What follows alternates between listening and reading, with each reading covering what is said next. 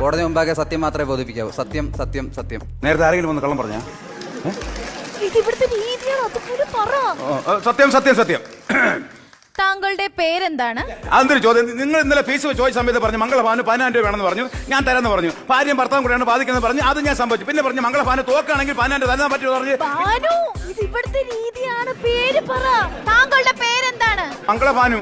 Mister Mangalabhanu, ഈ നിൽക്കുന്ന സ്ത്രീയെ പരിചയമുണ്ടോ? പരിചയമില്ല.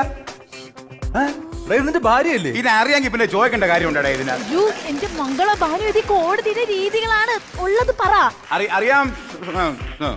ആക്ച്വലി എന്താണ് നിങ്ങൾ തമ്മിലുള്ള പ്രശ്നം? ആഴ്ചയിലല്ല പ്രശ്നം, ഡെയിലി പ്രശ്നമാണ്. അവളെ കല്യാണം കഴിച്ചതിന് ശേഷം ഡെയിലി പ്രശ്നം.